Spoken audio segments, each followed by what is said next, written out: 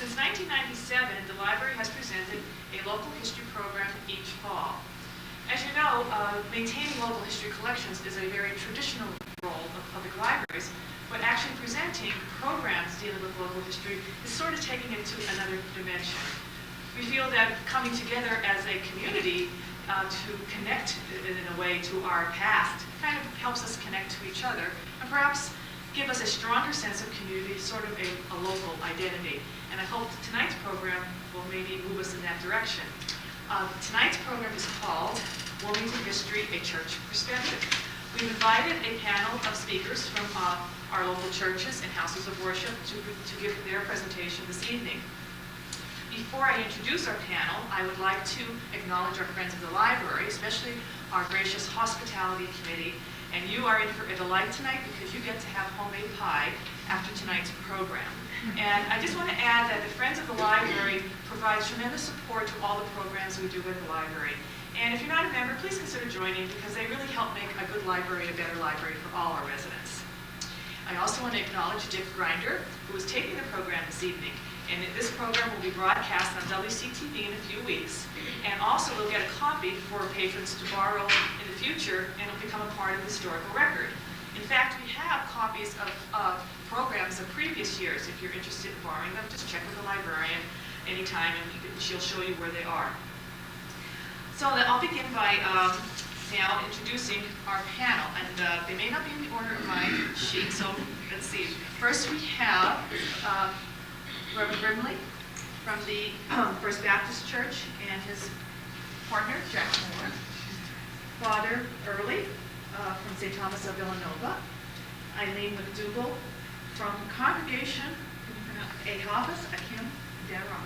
Not bad. Not bad. And Martha Stevenson, our representative from the Wilmington United Methodist Church. Reverend Miles Hall from the Congregational Church. And Ron Colbert from St. Dorothy's. And our first speaker this evening is Reverend Miles Hall from the Congregational Church. Well, we use technology or something like it during our services and presentations, so I thought I would try it again tonight. If it works as well as it does each Sunday morning, we may just turn it off and go to other things. Periodically, I turn it on, I'm supposed to be one place and I'm another, so we'll hope that it follows along.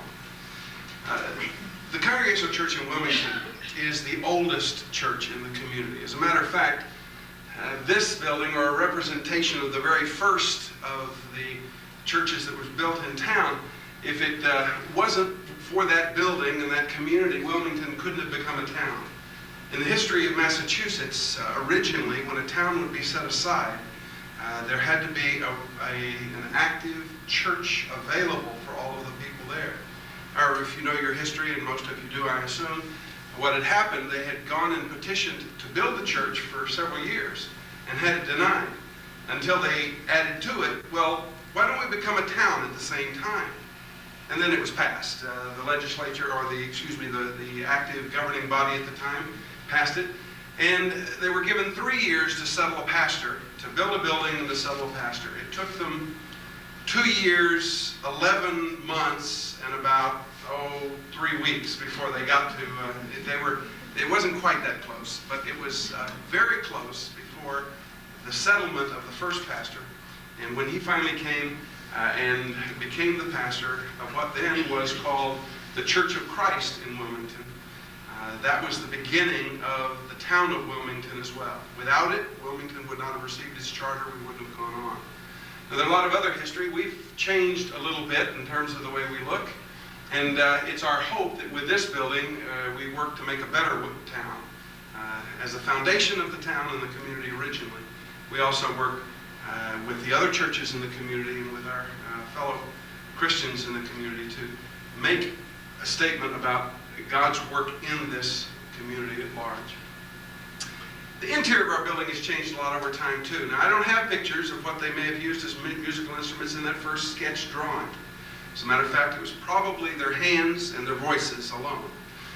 But in one of the first organs that was in the church, the front part of the church was completely filled with pipes. It was later adapted and moved to the side, and and modernized around the turn of the century. And then today we've moved the organ back up into the choir loft and made the space available at the front of the church so that I can stand in the back of this and become an echo chamber to the rest of the congregation. That's when they start to go to sleep. I back up just a little bit, it increases the volume and changes. The community of Wilmington and the church of the Congregational Church is celebrated all the time. This, as is listed here, 1885 was the installation of Elijah Harmon. I have some of these documents over here if you want to take a look at them later. They are simply part of the celebrations. When a pastor is called in a congregational setting, first he's called and then he's installed. He must be voted by the congregation at large as the person that they desire to have come. We're not appointed, we aren't directed. It also means we can be ushered out the door in the same manner if someone so chooses. But we are called and then installed. And in the installation process, there's a celebratory aspect of clergymen from different congregations, not only within the congregational denomination, but across the board coming to celebrate with us. I don't have my installation up here. Mine was not nearly as fancy as this one. So this was the family after the celebration. You can see how happy they were having a good time. This is, in fact, Elijah Herman. However, since that was a December installation, I'm assuming this wasn't exactly right afterwards that they were involved in that. We celebrate all sorts of things. We even put our own stereoscope together. You probably haven't seen one of those in the last 50, 75, 100 years, I'm not sure. But the parsonage, along with several of the other elements of the church, were put on these stereoscopes. You would stare into them and they would blend together and appear to be almost 3D in nature. We have since sold this parsonage. It's almost diagonally across from the church because it was finally given to the congregation by the Buck family. Actually, it was a parsonage for the Congregational Church. The Buck family had a debt that was owed to them, so it was given to them. And then shortly thereafter, they gave it back to the church. But with the stipulation that it had to be for the pastor only, and it had to be kept up in good repair at all times. Well, as time went on, in the early part of the 70s, 80s of this century, we weren't able to keep it up, so it was sold, and we have a new parsonage at this point. I keep lamenting not being in that building, but it served for many years as the parsonage of the Congregational Church. We celebrate many things. We have, in 1905, we had church calendars. I have to bring this back, because I get my picture on it in that case. Send it out to everyone and have them tell. It tells you when the church was organized in 1733, incorporated in 1887. That 1887 figure is when, in the state of Massachusetts, no longer could churches be supported by the community. And at that point, actually, societies were allowed to take over the property that had been owned by the town up until that point. As you probably know, the church was used for many years as the town hall. Many of the public meetings were held there, and if you think your taxes are a problem for you now, you had a portion of your taxes required to pay my salary. Now, I've thought about reinstating that as a significant option, but actually the state of Massachusetts passed a law that could no longer be done. There could no longer be taxation for the purpose of paying the clergy. And so I guess I'm out of luck with regard to reinstatement of that. We've celebrated over the years. This, in 1908, this newspaper article came out, the 175th anniversary of the Congregational Church. As you can imagine, that means we're coming close to our 275th, again in 2008. The backside of this has a great story about a football game that was going on between Reading and Woburn, I believe. The language that was used was very rich. I thought that was so. But the celebrations in 1956, we added this portion to the back of the church. It was for classrooms, for Sunday school, and for other educational activities. Also, it houses our offices and nurseries now as well. In 1958, we celebrated the 225th. I jumped over the 200th because I can't find the booklet for it anywhere. Every 25 years we gather together, the 250th with this representation on the front was celebrated in 1983. We not only plan to celebrate that again, but to celebrate the kind of rich heritage that not only we have had with connection in the community at large, but the sense of what the community has meant to the church in its growth over time. I have a number of items over here that you may look at. Some of them came apparently from the Hardin Tavern. I was not aware of them as having come from the Congregational Church, so I'm going to steal them and take them home. No, there are many artifacts around the community in a number of different historical settings that came originally from the church because, in fact, we were a part of the founding structure of the community at large. Now, if you ever get concerned about what you're charged or asked for or any concerns at church, you see, someone may come up to you and say, "You're sitting in my seat, move." Well, these were legal documents that said that was true because, as was the case in all churches, we sold the pews. The scriptures say that you're not supposed to put people in order of prominence and consider them greater than another. Apparently, most Congregationalists hadn't read that part of the scriptures because the seating order was specifically outlined depending upon how you stood politically in the community, where you were in prominence and wealth, and the lower you were, the further back you got in the church. Now, I'd like to reinstate that in some sense simply because in my church the back pew fills up first now, so I have to keep moving them forward. And I think that the back pews would sell at a much higher rate than the front ones in today's setting. But the bill of sale, this one in the late 1890s was conveyed from the Bond family to Chester Clark. And then in 1904, Chester Clark gave it to the Congregational Church when they decided no longer to sell pews and there was no longer going to be ownership and they were all returned to the congregation as a whole. We welcome anyone to come. We'll let you sit wherever you want now. The sense of the community and the sense of the church and the history that we have is intertwined with the growth of this community at large. We've had many different stages along the way.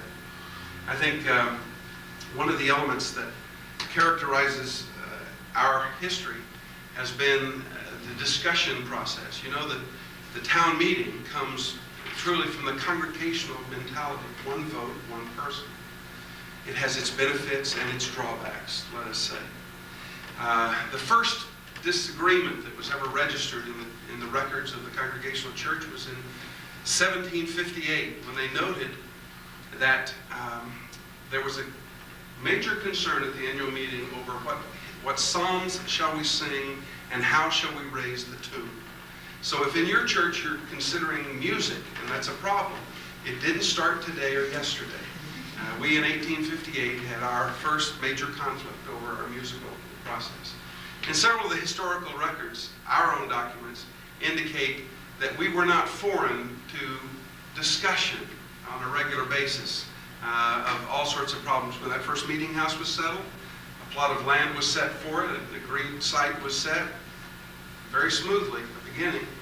An argument arose. It took a year and a half for them to argue it through and then to decide to put it on the exact same spot they had started. History repeats itself in the community and in town, but the sense of the Congregational Church and its connection to this community has been long and very fruitful for us, and we anticipate that the future will hold the same kind of future history for us all. Again, afterwards, if you'd like to take a look at any of those materials, please feel free to.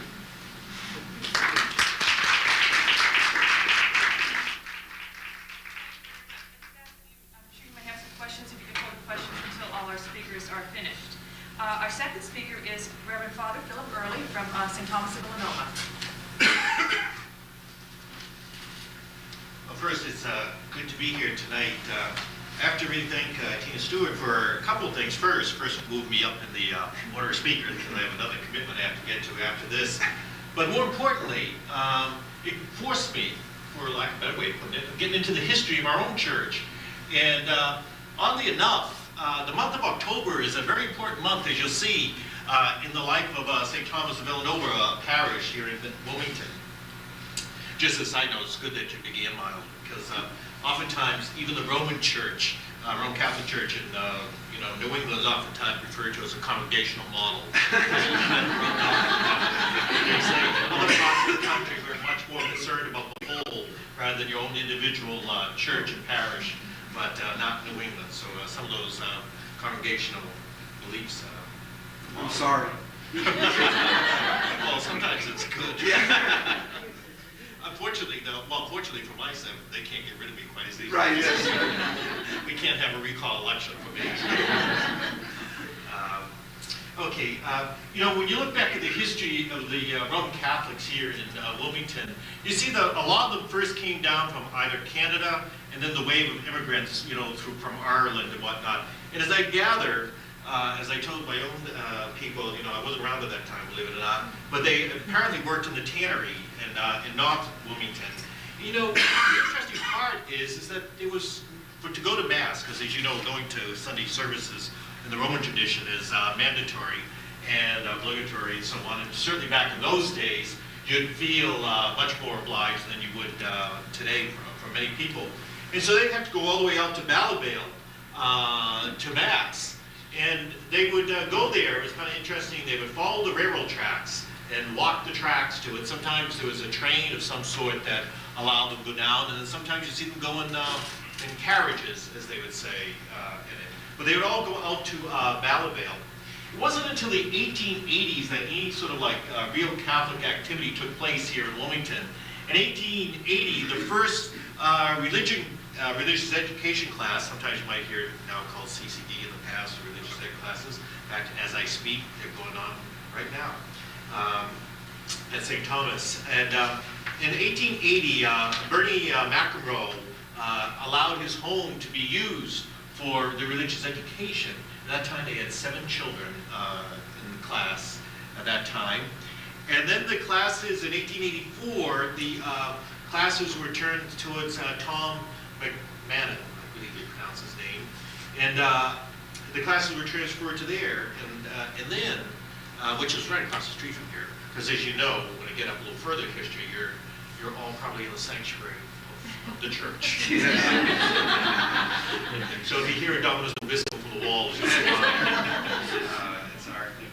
But on October the 10th, and this is why I say, the month of October is kind of important in St. Thomas history, which I didn't really put all together to this project. On October 10th, 1884, the first Mass was said here in the town of Wilmington. And again, because we are so influenced by the Congregationals and their emphasis on the Bible, we followed the biblical injunction of going to the upper room. And it was in the upper room right over the front stairs of Tom's house that the first Mass was celebrated there in the classes for the kids. And oddly enough, it was always on a Thursday night. And they did it on Thursday night for the elderly and for the children could attend. And the ones that would come and say it, of course, were the Augustinian priests from the Andover area. And that's why we're at St. Thomas of Villanova, he's an Augustinian saint and so on. So the moment, anyone comes to St. Thomas and says, oh, St. Thomas of Villanova, well, we're the Augustinians in your history, because otherwise you wouldn't get a name like that. But anyways, David, in October 10th, 1884, the first Mass was celebrated here. Now, the Catholic community started to grow. So in 1887, and I wonder is this in your church, Miles? It would be interesting if you were the town hall at that time. They had special Masses at the town hall. They would do it sometimes in September of 1887, they had one, and that was such a huge success. They repeated it at Christmas here in town, and then not to be outdone, in Easter of 1888, they had another one. So they started looking and said, a lot of Catholics around here. They creeping out the woodwork. And so the census was taken of the number of Catholics here. And they determined that they really should start a mission here in it.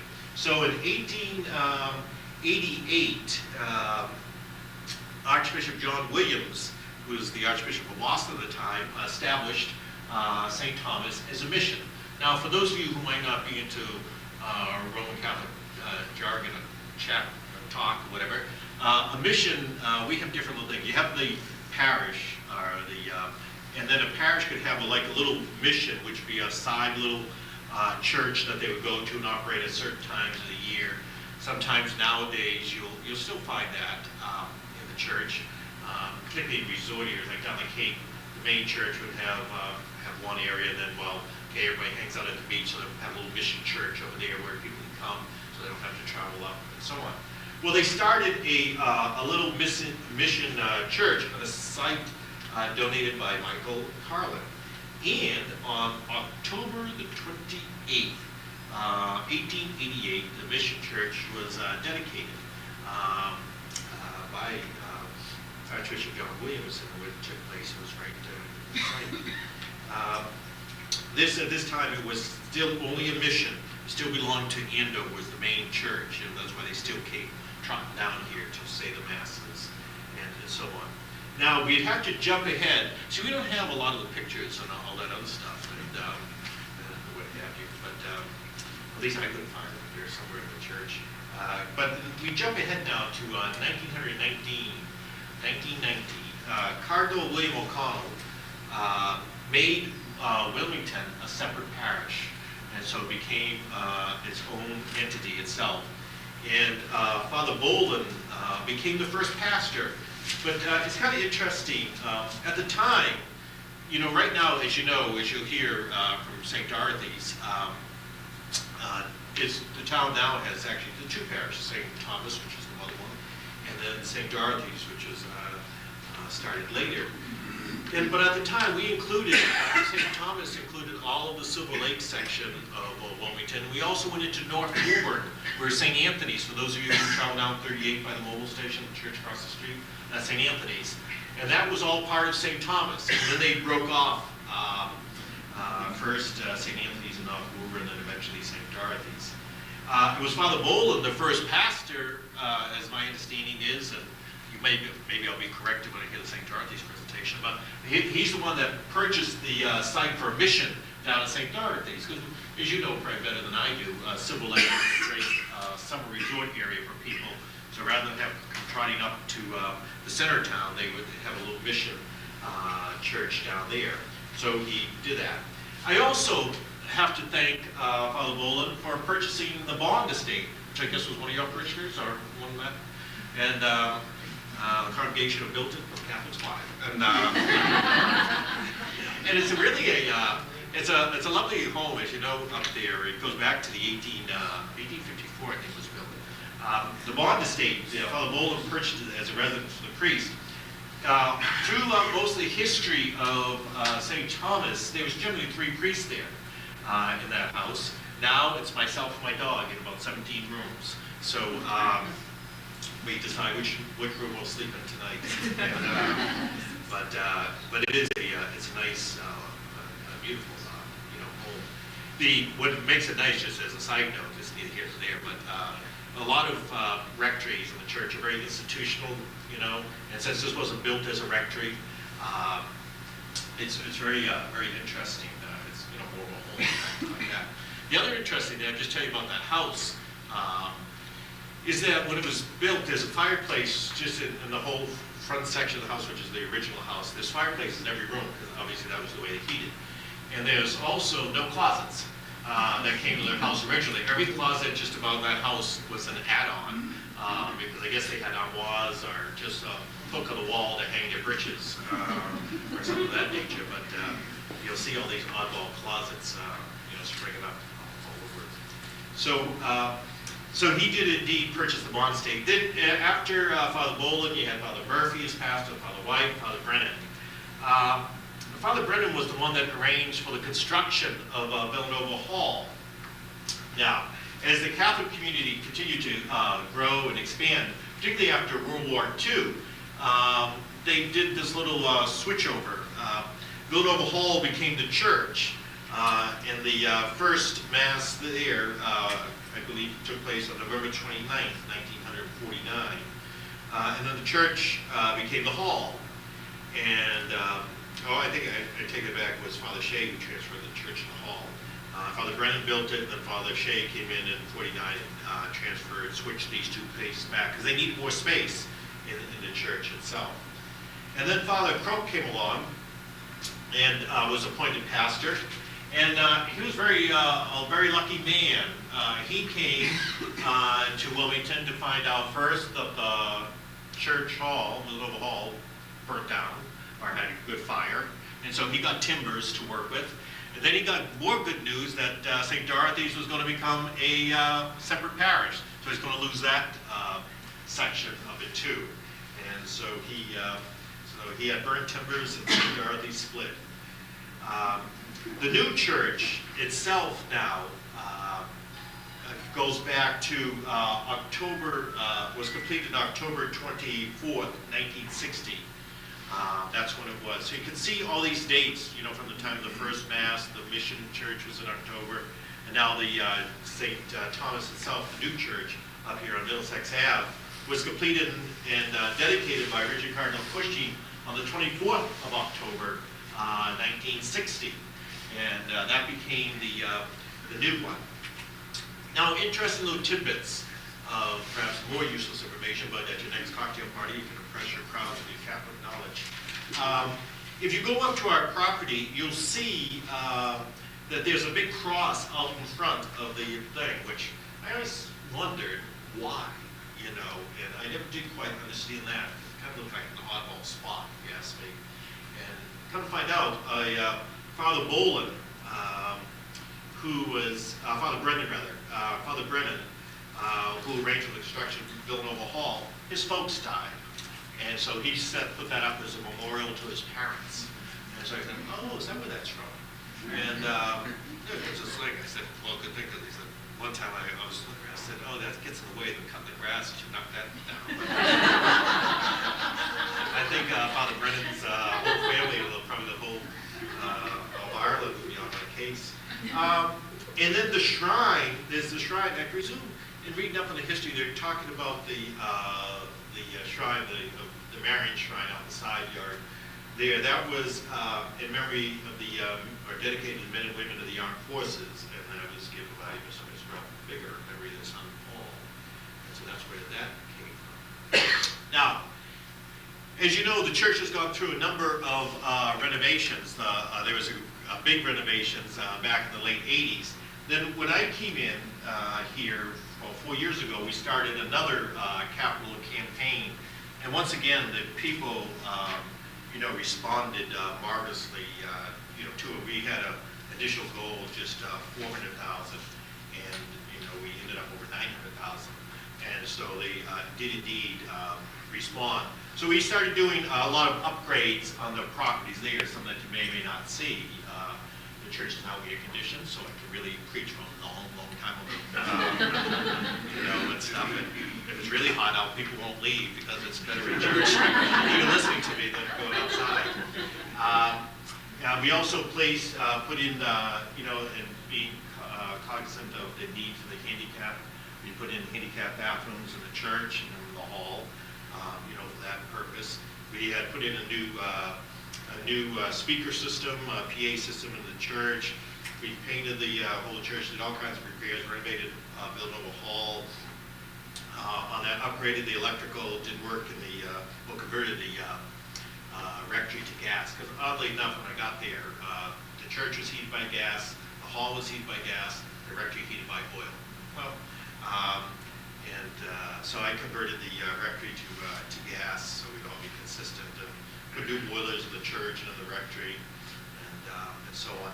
So there's been going from a plant perspective. We've done an awful lot there. From a program point of view, we still have a lot of different ministries in a Roman Catholic sense, is probably in the sense of all your churches, and perhaps maybe in the Jewish tradition. Ministry is just any work done in the name of the church. And so you engage in any work in the name of the church, you're engaged in a ministry.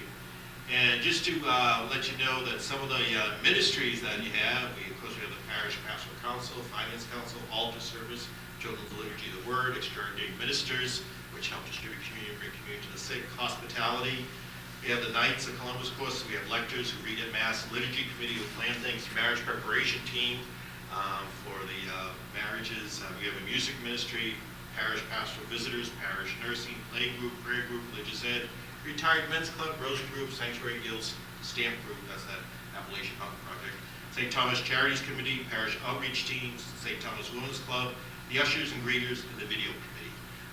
And so the people, there's ample opportunity for people to get involved in the parish if they would like to do that. And so I think the overall goal, of the parish, of course, is to make people aware of their relationship with their God. And hopefully, as they become more aware of their relation with their God, it will make them better citizens of Wilmington. And we, like Miles indicated, would like to join with the other churches and groups in town to try and meet the needs of the people here in town. And if there are any endeavors in the future in which we can join in on and assist other churches in meeting that, we'd be happy to do so. That, in a little bit of a nutshell, is St. Thomas.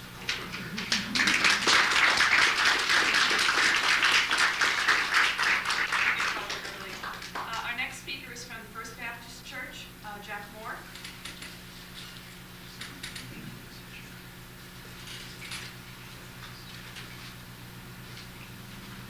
Thank you very much. In my short lifetime, I've had 3 highlights.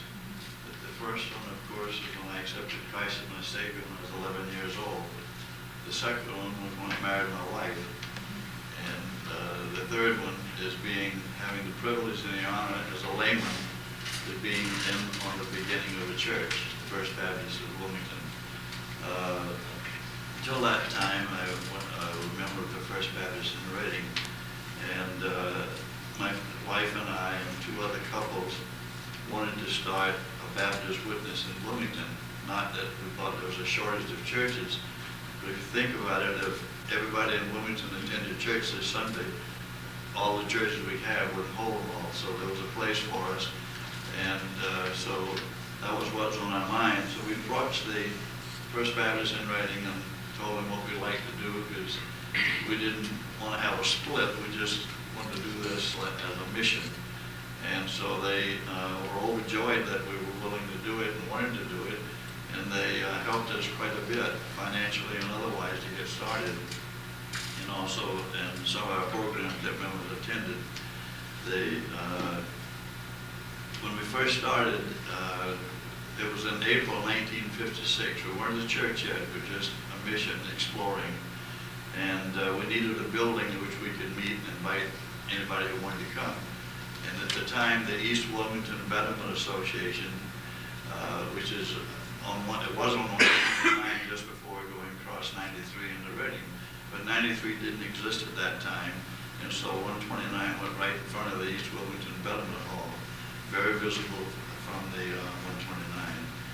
And so they were gracious enough to loan us the building. So actually, the first meeting we had was in June the 24th, 1956. It was an evening service, started at 7:30, and 74 people attended. Now, I'm sure that quite a few of those from the Reading Baptist Church, because they wanted to see us get going, and they were referred to that. I was thinking about it when we were talking over there. Maybe they weren't good with us, I don't know. But anyway, they were very gracious. The East Wilmington Betterment Hall was a good place for a start.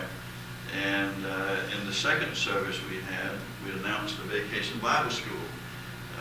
From the very beginning, we knew that young people are the ones who make the church. Without young people, the church eventually will die off. And as you're well aware of that. So the second service, we announced the Vacation Bible School, and the average attendance was 46. That was quite unusual for just the beginning, because no one knew us yet. And so that was a very, very successful endeavor. At the third service, we started the Teens Bible Club. So the Lord's moving very quickly here. Sometimes you think he doesn't move at all, and then when he does start moving, it leaves you breathless. At the sixth worship service, there was a missionary program. That's really moving. We're not even a church yet, we're just an extension. And Dr. Lip Sen Chang was the missionary. On September the 5th, we had our first Sunday school teachers meeting. Now, we didn't have a place to have a Sunday school class because the East Wilmington Development Hall didn't have facilities that would accommodate that. So, but we knew that something would happen in the future. The Lord always provides it just in time. So, on the September the 9th, September the 5th, September the 9th, 4 days after the teachers meeting, the Lord provided Grange Hall. And that was on Wildwood Street. And that had rooms adequate for Sunday school, and we had morning worship, evening worship, and Sunday school. So we were really going now. And well, a little sidelight here. After we left the East Wilmington Development Hall, I-93 came through and cut off the street, so they're on a dead-end street. I don't think you can see the building from 129. After we left Grange Hall, it burned down. We had nothing to do with that. I recommended it. Hold on, unless you're building.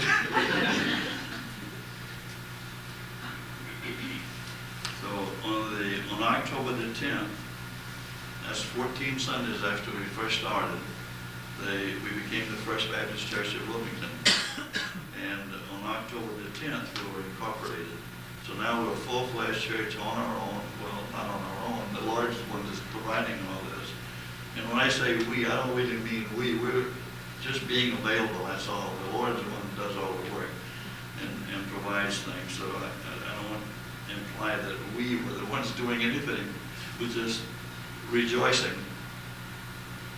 On October the 7th, 1956, we had 19 charter members, and we held the charter open so more people could come in, because there were more people coming all the time.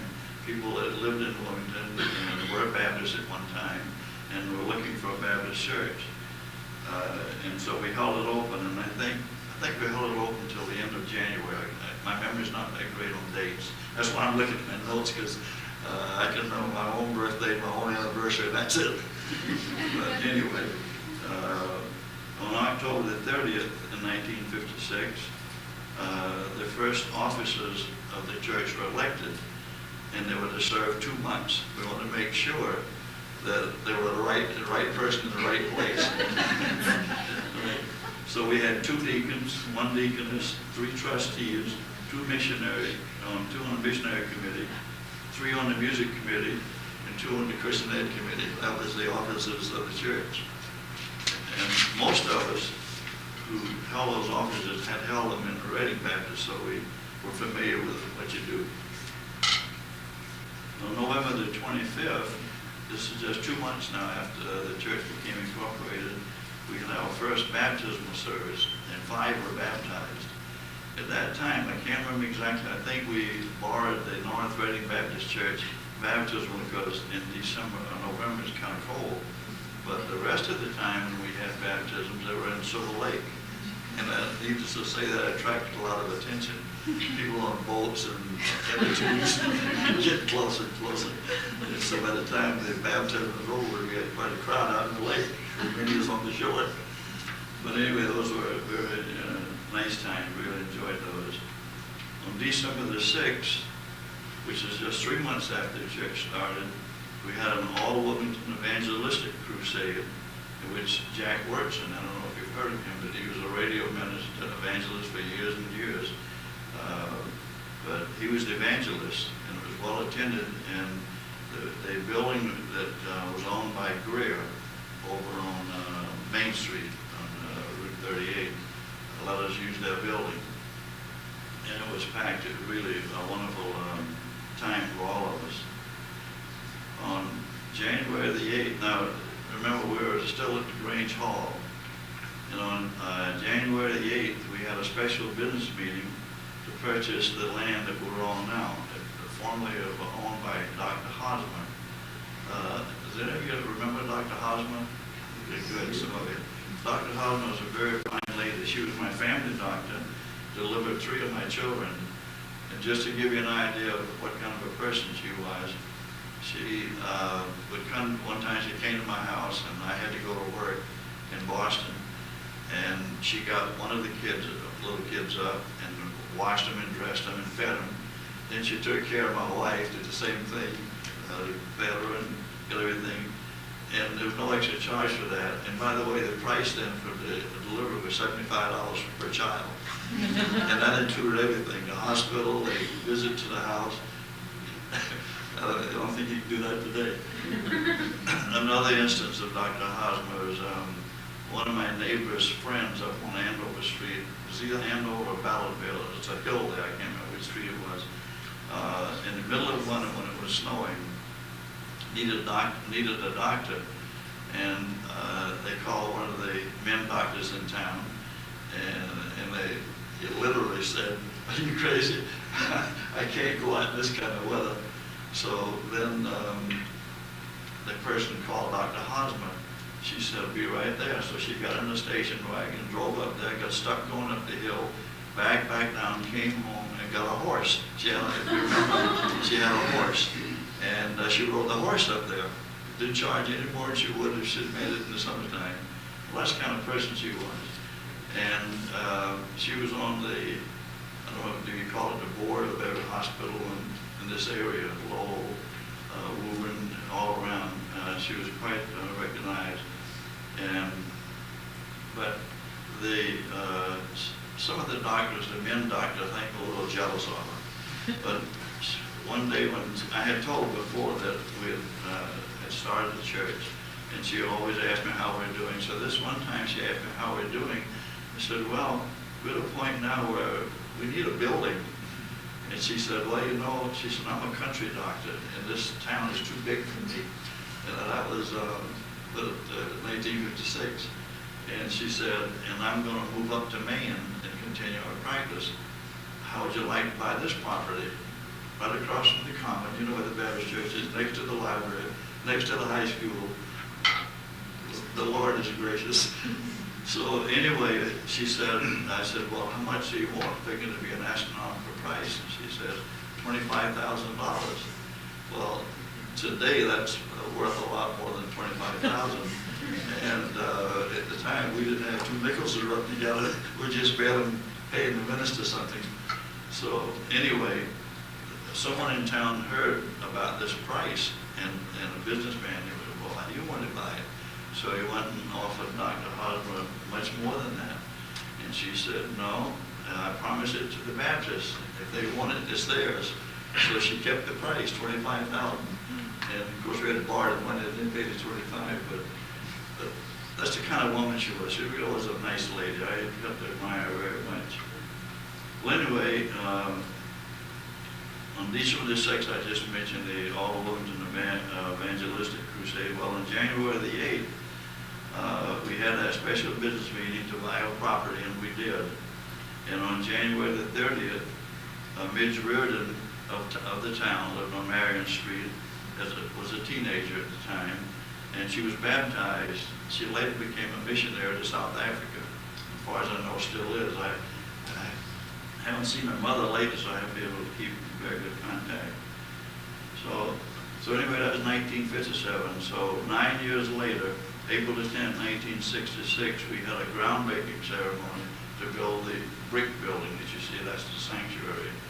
And Pastor Ron is going to pick it up from there and give you the rest of the salient features. Thank you very much.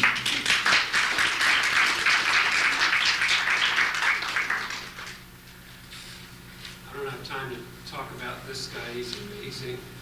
He's early 80s. He's our church secretary. He's back to taking 2 steps at a time, literally, after some heart trouble a few years ago. He's just, there aren't enough words to describe Jack and his relationship to God and to our church. I will be very brief. I know that may be hard for you to understand, but I promise you I will be brief. The one aspect of our ministry I want to highlight tonight is our Abundant Life Christian School and Learning Center. Notice it's not Abundant Life Baptist School and Learning Center. It's Abundant Life Christian School and Learning Center. We're very ecumenical. We've got Mary Medeiros from St. Dorothy's, who's our reading specialist. You know, it's not a Baptist school. It's very ecumenical. This is our 20th year that we've been in business as a school. 20 years now. We serve over 23 or 24 different communities. So children from Lowell, from Reading, from Andover, from all over the place are bringing their children to our grade school and our preschool, and then going to Demoulas, getting their gas, supporting the businesses in town as well. Today there are 136 children, infant through pre-K, enrolled in the Learning Center, and 169 students in K through 8th grade. That means every week there are over 300 kids not only being taught reading, writing, and arithmetic, but being taught to love the Lord their God with all their heart, soul, mind, and strength, and love their neighbor as they love themselves. Trying to instill godly morals and values and principles in our children to not only expand their minds intellectually, but encourage them spiritually as well. And we consider that a great privilege to be able to have that ministry for our young people in this community and the surrounding communities as well. One alumni family writes, "The quality education, Christian values, and caring atmosphere that exemplifies ALCS has made a lifelong impact on our family.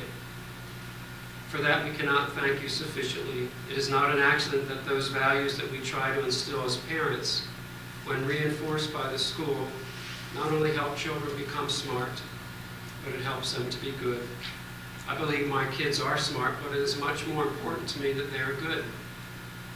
Abundant Life Christian School has been a major influence in developing their intelligence and their character. Our gratitude is forever with you." So it's our job, part of our job as a church ministry, is to develop character in young people as well as not so young people.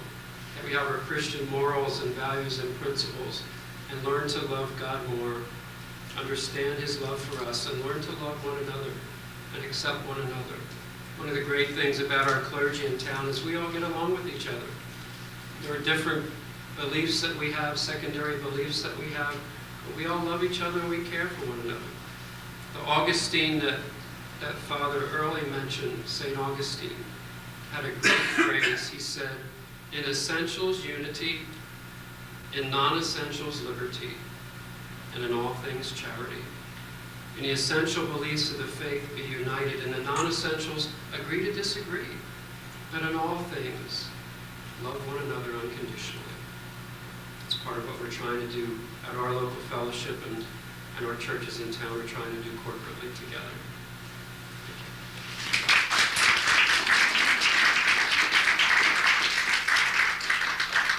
Thank you.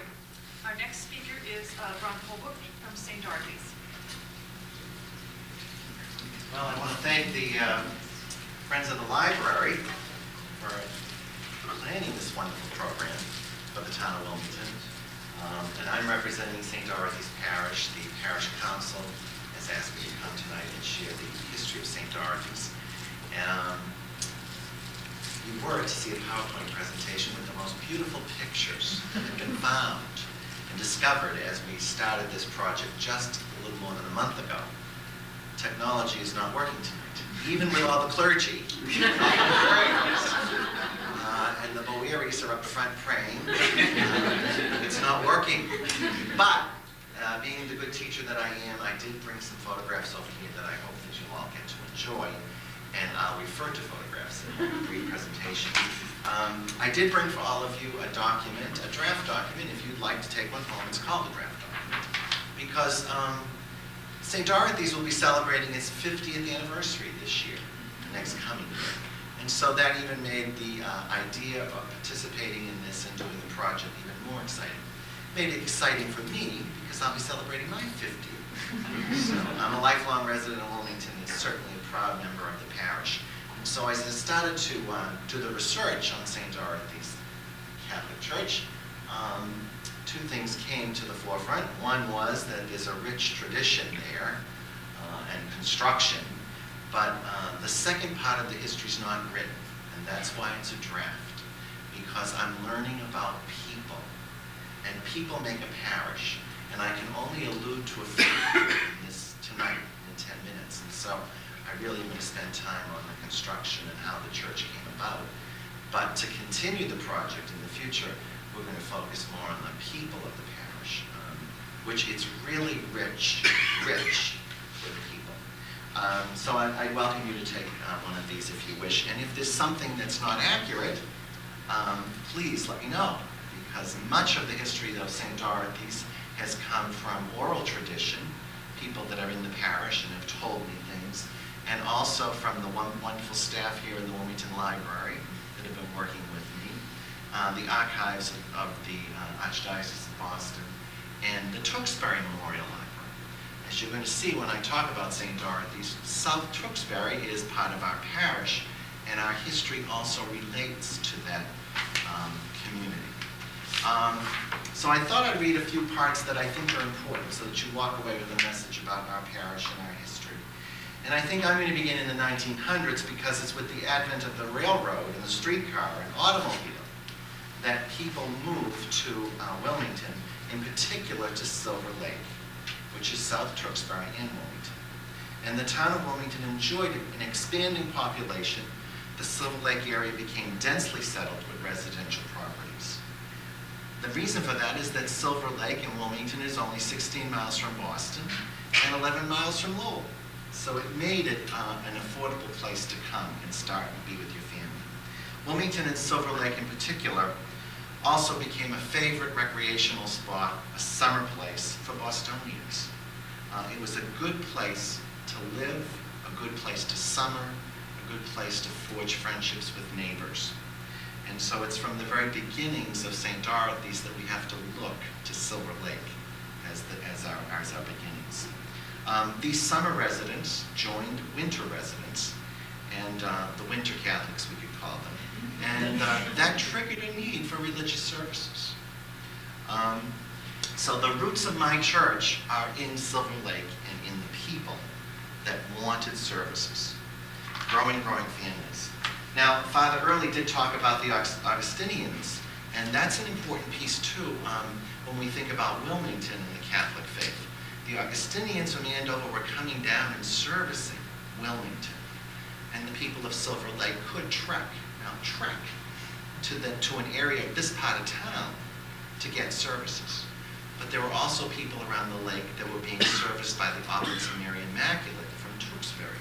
They traveled down to South Tewksbury to offer services for the Catholics. So we had this interesting kind of relationship. Augustinians coming to Wilmington, Oblates coming to St. Mary's, actually to a chapel called St. Mary's Hall in Tewksbury, South Tewksbury. Now, even that was a trek. I mean, we have to think about the time frame. It's 1916.